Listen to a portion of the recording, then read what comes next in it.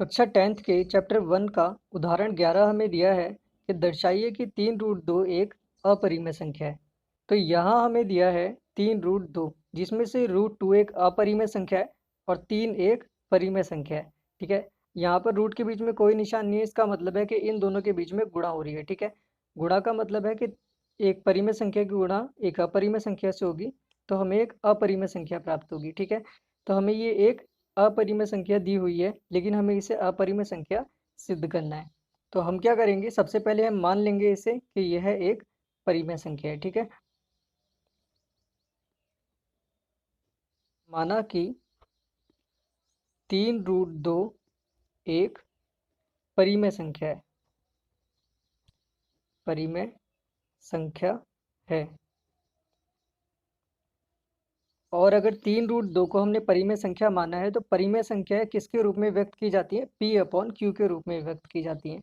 इसका मतलब 3√2 को भी हम P/Q के रूप में व्यक्त कर सकते हैं। तो यहाँ पे आ जाएगा 3√2 बराबर P/Q।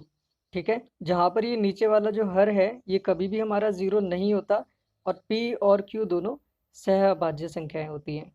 ठीक है, तो ये चीज़ हम यहाँ लिख देते हैं। ठीक है, तो यहाँ पे हमने लिख दिया है कि Q, ये जो नीचे वाली संख्या है कभी भी जीरो नहीं हो सकती और P और Q सहअभाज्य संख्याएं होती हैं। अब यहाँ पर ये दो नंबर आपस में गुणा में है। ठीक है, अगर कोई संख्या गुणा में होती है, जब ये दूसरी साइड जाती है तो ये भाग में जाती है। ठीक है, तो यहाँ से 3 हम उधर भेज देंगे तो यहाँ आ जाएगा √2 बराबर P/3Q। इसको हम इस तरह से भी लिख सकते हैं कि √2 बराबर, ये 3 है यहाँ पर तो इसे 1/3। ठीक है, 1/3 गुणा P/Q। तो जैसे यहाँ पर क्या हुआ था, एक परिमेय संख्या की गुणा एक अपरिमेय संख्या से होती है तो एक अपरिमेय संख्या प्राप्त होती है। ठीक है, इसी तरह से 1/3 एक परिमेय संख्या है और P/Q भी एक परिमेय संख्या है। ठीक है, ये भी P/Q के रूप में और ये P/Q एक परिमेय संख्या है। तो दोनों परिमेय संख्याओं की जब गुणा होगी तो हमें एक परिमेय संख्या प्राप्त होगी। लेकिन ये किसके बराबर है, √2 के बराबर है। और हमने पीछे सिद्ध किया है कि √2 एक अपरिमेय संख्या है। तो एक परिमेय संख्या एक अपरिमेय संख्या के बराबर आई है। तो क्या ऐसा हो सकता है?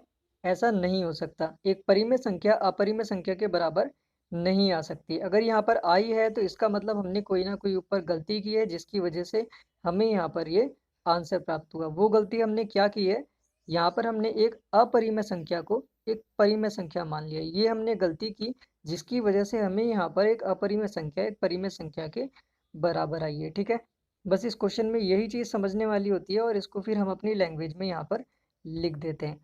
तो यहाँ पर मैंने ये बहुत सिंपल लैंग्वेज में लिख दिया है जो आपको अच्छे से समझ में भी आ जाएगा और सेम इसी तरह से आप अपनी कॉपी में भी इसे कर सकते हैं। ठीक है, तो यहाँ पर आपको लिखना होता है कि यहाँ P/3Q एक परिमेय संख्या है। ठीक है, P/3Q एक परिमेय संख्या है जो कि √2 के बराबर है। ठीक है, परंतु √2 एक अपरिमेय संख्या है। ये हम पिछले क्वेश्चनों में पढ़ चुके हैं कि √2 एक अपरिमेय संख्या और जो रूट के अंदर जितने भी नंबर होते हैं, ठीक है, जो अभाज्य नंबर होते हैं, ठीक है, अभाज्य नंबर जो √2 के अंदर होते हैं वो सारी अपरिमेय संख्याएं होती हैं और इन्हें हम P/Q के रूप में व्यक्त नहीं कर सकते। ठीक है, और इसके आगे हम लिखेंगे तथा √2 P/3Q के बराबर आया है। जैसे हमारे यहाँ पर √2 P/3Q के बराबर आया है, जो कि एक विरोधाभास उत्पन्न करता है। विरोधाभास उत्पन्न करने का अर्थ है कि ये दोनों हमारे जो आंसर आए हैं ये एक दूसरे का विरोध करते हैं। ठीक है, यह एक परिमेय संख्या है और यह है एक अपरिमेय संख्या है। तो यहाँ पे क्या हो रहा है, एक विरोध उत्पन्न हो रहा है। ठीक है, तो हम इसमें लिखेंगे कि जो कि एक विरोधाभास उत्पन्न करता है। और ये विरोधाभास हमें क्यों प्राप्त हुआ, ये विरोधाभास हमारी गलत कल्पना के कारण प्राप्त हुआ। ठीक है, वो गलत कल्पना क्या थी, जिसमें हमने 3√2 को एक परिमेय संख्या माना था। ठीक है, जो हमने परिमेय संख्या माना था यही हमारी एक गलत कल्पना थी, जिसकी वजह से हमें ये चीज़ यहाँ पर प्राप्त हुई। तो लास्ट में हम लिख देंगे, इससे निष्कर्ष निकलता है कि 3√2 एक अपरिमेय संख्या है। तो ये अपरिमेय संख्या सिद्ध करने के लिए जितने भी उदाहरण थे, इसमें हमारे उदाहरण कंप्लीट हो गए हैं। इसके बाद जो इसकी प्रश्नावली है, ठीक है, वो हम हल करेंगे।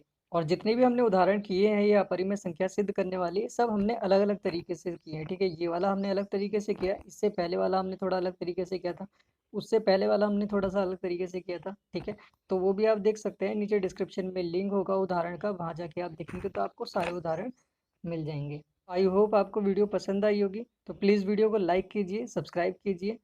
Thank you for watching.